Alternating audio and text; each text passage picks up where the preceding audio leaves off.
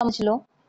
निबंध लेखन की हम बात करें तो अनई और स्क्विटल की बातों को जानने से पहले पहले हम लेखन किसे कहते वो जान ले। जैसे कि अभी तो आप कक्षा 5 में पढ़ते हो, लेकिन लेखन प्रक्रिया बहुत आती है, जैसे कि निबंध लेखन, संवाद लेखन, कहानी लेखन, अनुच्छेद लेखन, विज्ञापन लेखन, फिर बहुत सारे लेखन आते हैं। उन लेखनों की एक बात कॉमन होती है कि लिखने की जो क्रिया होती है वो लेखन कला कही जाती है। लेकिन आप कुछ भी लिखो, जैसे कि कहानी लिखो, निबंध लिखो, संवाद लिखो, विज्ञापन लिखो, गद्य लिखो, आप लेखन कला का कोई भी पॉइंट्स ले लो, लेकिन उसके अंदर आपकी सोच, आपकी समझ वो होना बहुत जरूरी है। आप कहाँ सोचते हो उसके बारे में वो जानना जरूरी है। आपने क्या सोच रहे हो उस टॉपिक को लेकर, कितना सोच सकते हो, आपकी सोच कहाँ तक आगे जाती है वहां तक आपको करना है। अगर आपकी सोच पर एक सीमा लग गई, एक फुल स्टॉप लग गया, तो आप आगे सोच ही नहीं सकते। इसीलिए खुद से प्रश्न पूछो, खुद से पूछो ये क्यों हुआ, किस लिए हुआ, कैसे हुआ, किसने किया, किस आधार पर हुआ।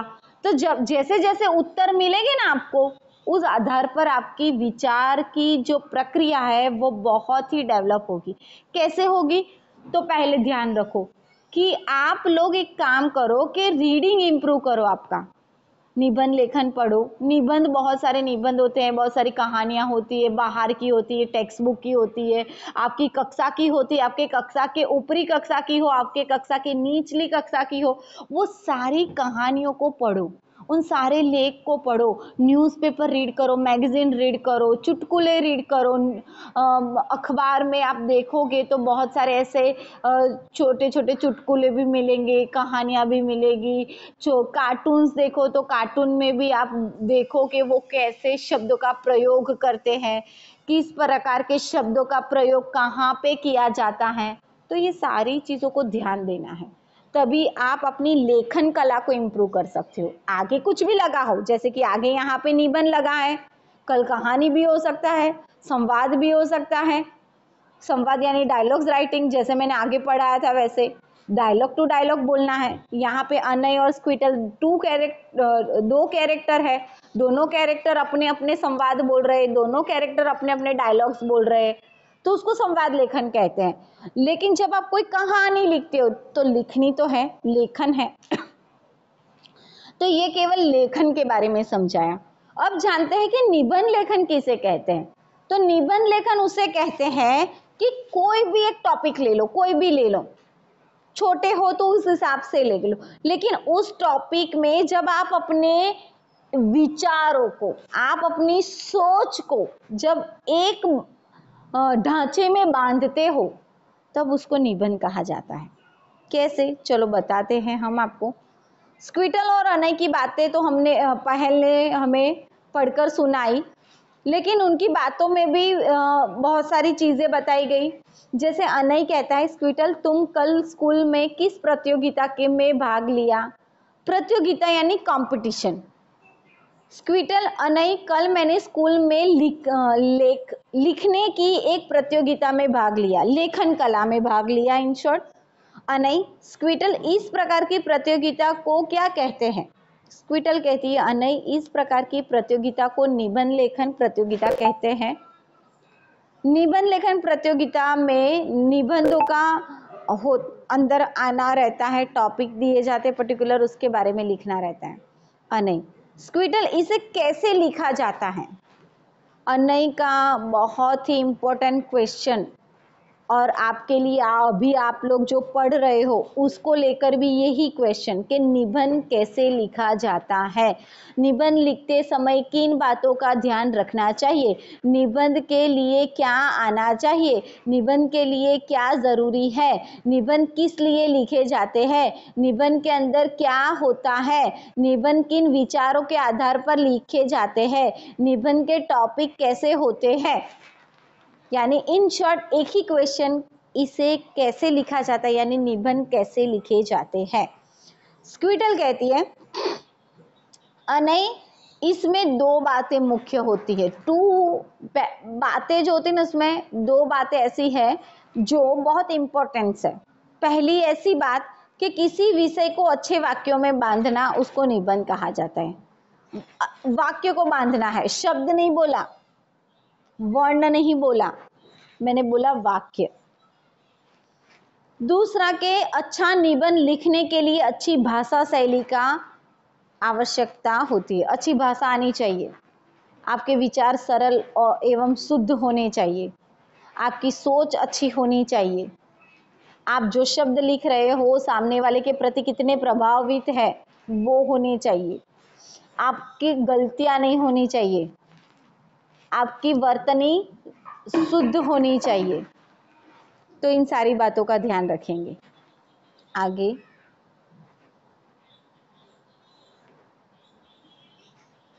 देखो, हाँ बस ध्यान दो, म्यूट करो। यहाँ स्क्विटल और अनय की बातों में किसी विषय को अच्छे शब्दों में बांधना और अच्छी भाषा शैली का जिक्र हुआ है। लिखने की प्रतियोगिता के माध्यम से निबंध प्रतियोगिता के बारे में कहा गया है। विषय को अच्छी भाषा शैली में लिखना आवश्यक होता है। किसी विषय को अच्छे वाक्यों में बांधना निबंध कहलाता है। निबंध की परिभाषा है, किसी भी विषय को अच्छे वाक्यों में बांधना उसको निबंध कहा जाता है। जैसे कि मैंने आपको ऐसा बोला कि आप वर्षा ऋतु पर निबंध लिखो। अभी ऋतु वही चल रही है, वर्षा ऋतु पे निबंध लिखो। तो वर्षा ऋतु पे निबंध लिखोगे तो आपकी सोच कैसी चलनी चाहिए मैं बताती हूँ। जैसे कि पहले तो आप ये सोचो कि ऋतुएं कितनी है, इतनी ऋतु में वर्षा ऋतु कब से शुरू होती है और कब खत्म होती है, वर्षा ऋतु में क्या क्या होता है, क्या क्या मिलता है, किससे लाभ होता है, किससे गैर लाभ होता है, नुकसान भी बताओ, फायदा भी बताओ। वर्षा से हमें क्या मिलता है, किसके लिए वर्षा कितनी ज़्यादा मायने रखती है, इम्पोर्टेंस है। किसान के लिए बारिश बहुत ज़रूरी है, ये पॉइंट्स ले जाओ। वर्षा के ऊपर कोई पंक्ति लिखो, कोई मुहावरा दो, कोई कहावत लिख दो, या बरसात के ऊपर 2 लाइन की पंक्ति लिख दो, बराबर है। वर्षा ऋतु में होने वाले परिवर्तन के बारे में बताओ, वर्षा ऋतु का वातावरण कैसा होता है वो बताओ। तो इन सारी चीजों को आप बता सकते हो। इन शॉर्ट, शुरुआत से लेकर एंड तक जितना कुछ भी आपने महसूस किया ना, वो सारी चीजें वर्षा ऋतु में आ जाती है। वर्षा ऋतु में कौन से फल मिलते हैं, वर्षा ऋतु से क्या लाभ होते हैं, वर्षा ऋतु में वर्षा ऋतु के दौरान त्योहार भी आते हैं, उसका भी उल्लेख कर सकते हो। वर्षा ऋतु में जंगल का माहौल जो होता है, मोर का आप बता सकते हो। सारी चीजें आ गई इन शॉर्ट, कहने का मतलब। आगे, निबंध को 3 भागों में बांटा जा सकता है। पहले उसकी भूमिका बांधनी चाहिए, प्रस्तावना बांधनी चाहिए। निबंध के शीर्षक का शाब्दिक अर्थ देते हुए विषय का संक्षिप्त परिचय देना चाहिए। जैसे वर्षा ऋतु हमारा टॉपिक है, शुरुआत की। भारत देश में 3 ऋतुओं का देश माना जाता है। इसमें गर्मियों का मौसम, ठंडियों का मौसम, बारिश, गर्मियों का मौसम, वर्षा ऋतु का मौसम और शीत ऋतु का मौसम आता है। इन ऋतुओं के दौरान हमें गर्मी में बहुत सारे ग्रीष्म ऋतु भी कहते हैं, वर्षा ऋतु को बरसात की ऋतु भी कहा जाता है और ठंड की ऋतु को शीत ऋतु भी कहा जाता है। तो ये मेरी प्रस्तावना बंध गई। फिर मैं शुरू करूंगी मध्य भाग में। मध्य भाग में विषय का विस्तार से वर्णन विश्लेषण करते हुए उसके सकारात्मक और नकारात्मक पक्ष का पर प्रकाश डालना चाहिए। सकारात्मक रूप में यानी सही बातें, बारिश से होने वाले लाभ, और नकारात्मक यानी बारिश से होने वाले नुकसान। अधिक बारिश से होने से अतिवृष्टि होती है, काफ़ी जगहों पे ज़्यादा बारिश होगी तो बाढ़ आ जाएगी, लोगों के घर जो होते हैं वो बह जाएंगे, संपत्ति बह जाएगी उनकी, लोग बेघर हो जाएंगे, लोग परेशान हो जाएंगे, काफ़ी लोगों को जान माल का नुकसान होता है। जान यानी लोगों की जान चली जाती है, माल यानी घर परिवार बिछड़ जाते हैं, मीन्स घर भी टूट जाता है। तो ये हो गई नुकसान की बातें। पहले फायदे की बातें बताओ, लास्ट पैराग्राफ खत्म होते ही आप थोड़ी बहुत नुकसान की बातें कर लो। कोई ऐसे टॉपिक होते हैं जिसके अंदर दोनों चीज आपको देखने को मिलती है, एक सकारात्मक और एक नकारात्मक, यानी फायदे वाली बातें और गैर फायदे वाली बातें, दोनों बातों का उल्लेख उसके अंदर आता ही है। वृष्टि होना यानी अच्छी बारिश होना, अच्छा वातावरण मिलना, अच्छी बारिश होना। अतिवृष्टि का अर्थ होता है कि ज्यादा बारिश के वजह से प्रॉब्लम होता है। बारिश तो होनी चाहिए, अगर बारिश नहीं होगी तो हम कुछ खा पी नहीं सकते साल भर के लिए। आपको साल भर में एक ही ग्लास पानी मिले तो क्या पूरे साल थोड़ी चला सकते?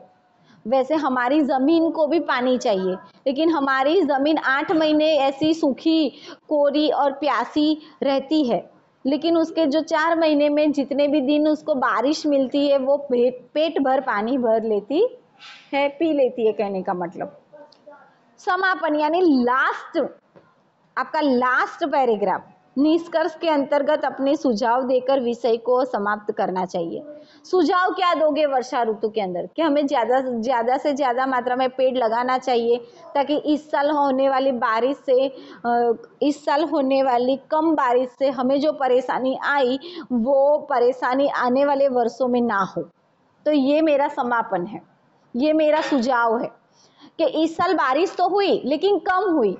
क्यों कम हुई उसका रीजन बताया गया कि पेड़ कम थे।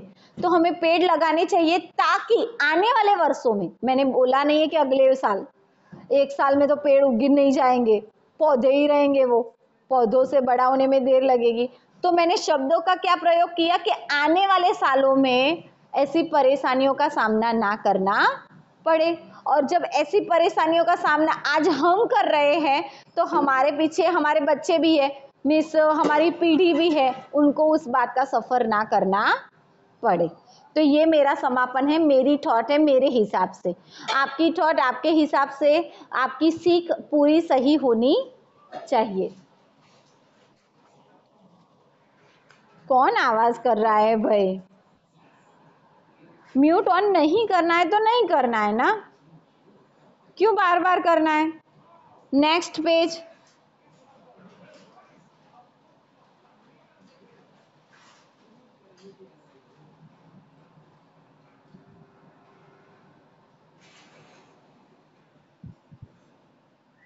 देखो, निबंध के प्रकार, निबंध लिखने के प्रकार भी होते हैं कि कैसे कैसे निबंध लिखे जाते हैं।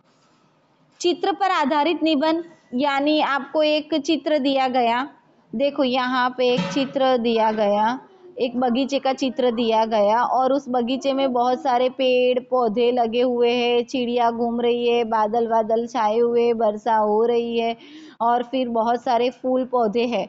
तो ऐसे चित्र को देखकर लिखे गए उसके बारे में, यानी चित्र वर्णन जो कहते हैं ना, एक निबंध का ही पार्ट है। तो चित्रों पर आधारित निबंध।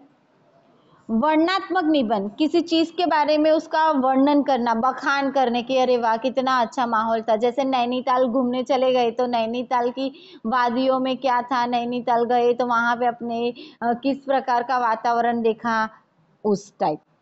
पारिवारिक निबंध यानी परिवार के, जैसे कि माता पिता पे निबंध लिखना, माँ विषय पे निबंध लिखना, बराबर, बहन पर निबंध लिखना, भाई बहन पर निबंध, रक्षाबंधन आ रही है तो रक्षाबंधन पर निबंध लिखना। तो ये पारिवारिक निबंध कहलाए। सामाजिक निबंध, सामाजिक निबंध में समाज वाले आएंगे। तो सामाजिक निबंध कैसे हो सकते? तो शैक्षणिक कार्य आएगा सामाजिक में। निबंध में शैक्षणिक कार्य को साथ में लेते हुए चले।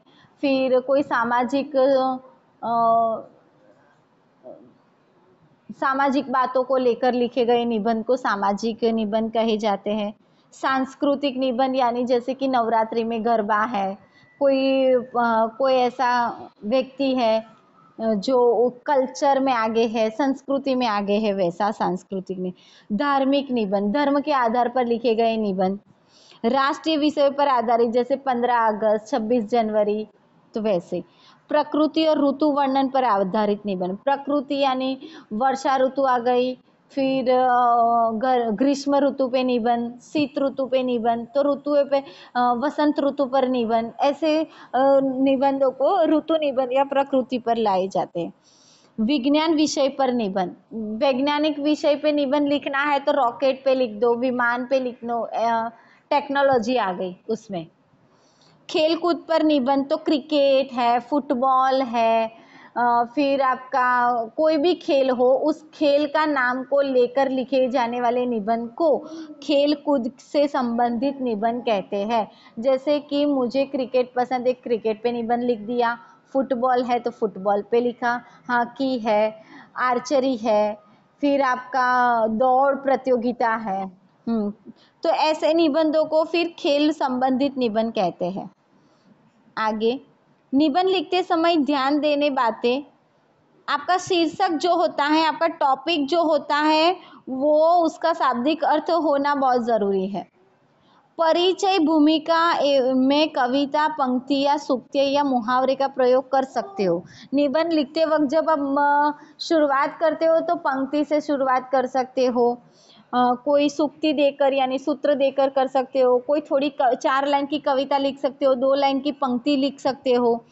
मध्य भाग में आप विवेचन विश्लेषण यानी लाभ हानि, सकारात्मक नकारात्मक पक्ष दोनों की बातें करोगे और अच्छे से आपका निबंध का मध्य भाग जो है, जो पूरा भाग जो है वो पूरा करोगे। निष्कर्ष में सकारात्मक और व्यवहारिक सुझाव देने चाहिए। लास्ट में आपको सकारात्मक थॉट देनी है। जैसे मैंने अपनी थॉट बताई वर्षा ऋतु को लेकर, तो वो सकारात्मक है यानी सही थॉट है। सकारात्मक यानी सही, नकारात्मक यानी गलत।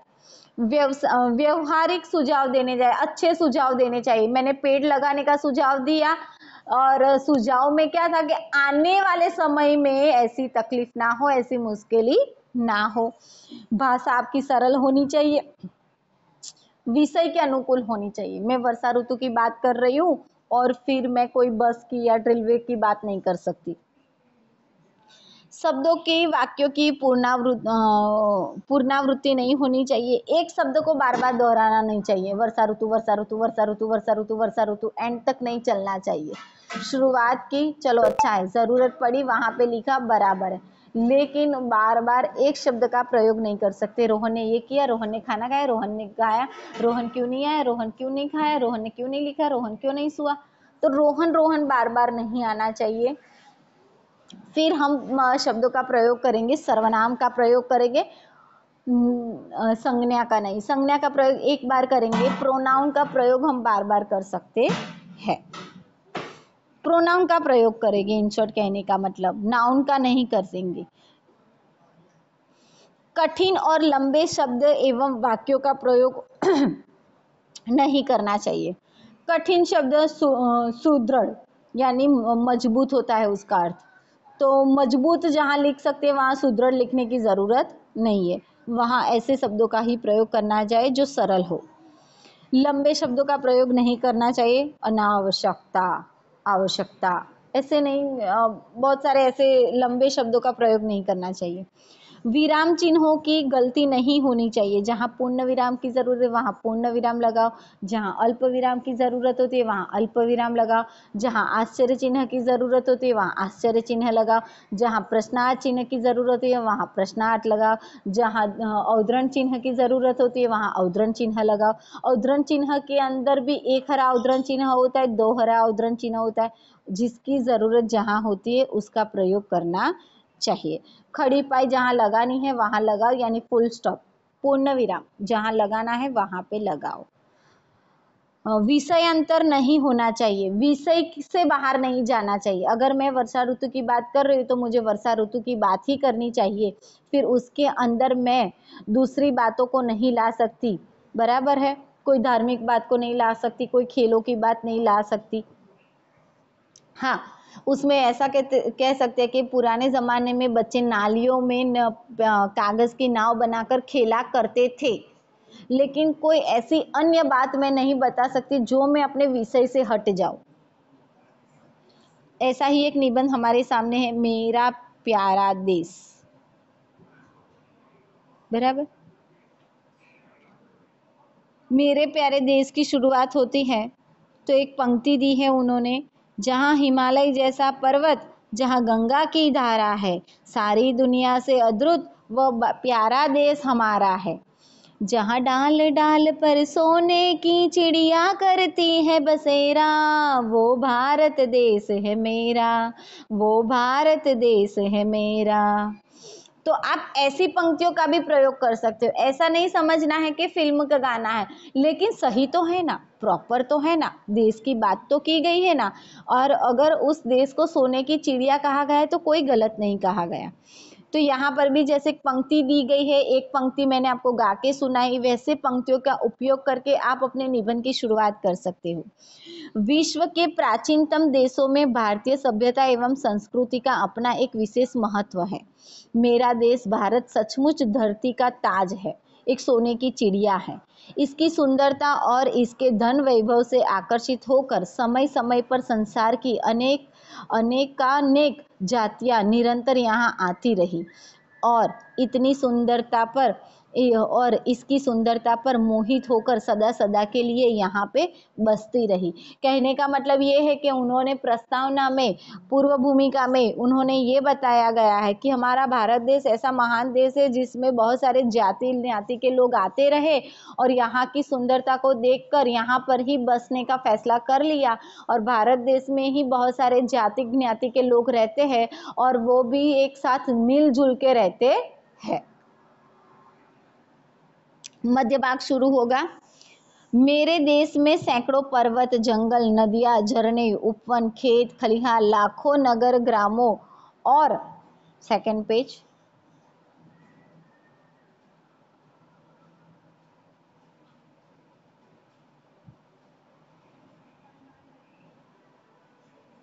और करोड़ों लोगों का निवास है। आज चीन के बाद हमारे देश की ही दुनिया की सबसे अधिक जनसंख्या वाला देश है। यहाँ हिमालय जैसा गिरिराज है, गंगा जैसी पवित्र नदी भी है जिसका जल अमृत के समान है। इसके तीनों ओर समुद्र फैला हुआ है जो लहलहा कर रात दिन हमारे सुंदर देश के चरण धोता है। गंगा, यमुना, सतलुज, रावी, ब्रह्मपुत्र, नर्मदा, गोदावरी और कृष्णा, कावेरी जैसी महान नदियाँ इस देश को सींचती हुई इसे धन धान्य से परिपूर्ण कर देती है। संसार के सभी देशों में हमारे ही देश ऐसा देश है जहाँ 6 ऋतुएं बारी बारी से आती है और इस देश की जनता पर अपने वरदान लुटाती है। मेरा देश महान है जिसके अंदर राम, कृष्ण, बुद्ध, महावीर, गुरु नानक देव, अमीर, तुलसीदास, विवेकानंद, दयानंद जैसे ज्ञानी और तपस्वी महापुरुषों ने इस धरती पर जन्म लिया। जैसे कि चंद्रगुप्त, समुद्रगुप्त, अशोक और अकबर जैसे महान सम्राटों ने इस भूमि का गौरव बढ़ाया। आधुनिक काल की बात करें तो तिलक, मालवीय जी, महात्मा गांधी, जवाहरलाल नेहरू, मौलाना आजाद, सुभाष चंद्र बोस, राजेंद्र प्रसाद जैसे देशभक्तों ने अपनी अनुपम त्याग तपस्या से इस देश को न केवल स्वाधीनता दिलाई बल्कि विविध रूपों में इसका विकास निर्माण भी किया। इस देश के वाल्मीकि, व्यास, कालिदास, सूर और तुलसी जैसे श्रेष्ठ सरस्वती पुत्रों ने भी जन्म लिया। यानी वाल्मीकि, व्यास, कालिदास, सूर और तुलसी जी ने हमें साहित्य प्रदान किए। आज हमारे देश में विविध दिशाएं उत्पत्ति कर रही है। आशा है कि यह सदैव बुलंदियों को छूता रहेगा। इस पे कुछ प्रश्न पूछे गए। निबंध लिखते समय किन बातों का ध्यान रखना चाहिए? मेरा प्रिय खेल विषय पे एक निबंध लिखे। आंखों देखी मैच का वर्णन विषय पर एक निबंध लिखे। चलो, आंखों देखी मैच, स्टेडियम गए हो या टेलीविजन पे लिख रहे हो, पहले वो कंफर्म कर लो और फिर मैच के बारे में निबंध लिखना है।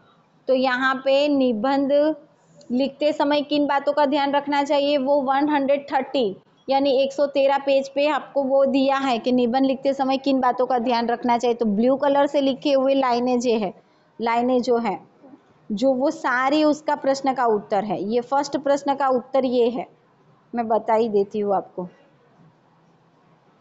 ये फर्स्ट उत्तर का उत्तर ये है, बराबर। फिर आपको 2 निबंध लिखने हैं। 2 निबंध में से क्या है? 2 निबंध, एक निबंध जो रहा है कि मेरा प्रिय खेल, आपका प्रिय खेल कौन सा है, और दूसरा है कि आंखों देखे मैच का वर्णन करना है। कौन सी मैच देख रहे हो? क्रिकेट देख रहे हो, फुटबॉल देख रहे हो, टेनिस देख रहे हो, टीटी देख रहे हो, क्या देख रहे हो, कहाँ देख रहे हो? स्टेडियम में जाकर देख रहे हो, घर टेलीविजन पे देख रहे हो, तो उस हिसाब से वर्णन करना। तो ये एक आपको लिखना है। मेरा प्रिय खेल तो चलो मैं आपको भेज देती हूँ, लेकिन मेरे भेजने से क्या होगा? आपका प्रिय खेल कौन सा है वो तो आपको पता होना चाहिए, वो तो आपको लिखना है। हाँ, तो ये आपको खुद लिखना है और अच्छे से लिखना है, एक्सप्लेन करो, बहुत अच्छे से बढ़िया से करो। फिर दूसरा है कि आंखों देखी मैच का वर्णन करना है। अब कौन सी मैच? फुटबॉल की मैच, क्रिकेट मैच। अगर वो देख रहे हो तो कहाँ देख रहे हो? स्टेडियम में जाकर देखे हैं आपने या टेलीविजन पे देख रहे हो? उस हिसाब से उसका वर्णन करो। तो वो भी आपको करना है, यानी दोनों निबंध के बारे में जो कुछ भी आता है वो आपको एक्सप्लेन करना है। बाकी अगर आपको प्रिय खेल चाहिए तो खेल के बारे में तो मैं भी भेज सकती हूँ आपको।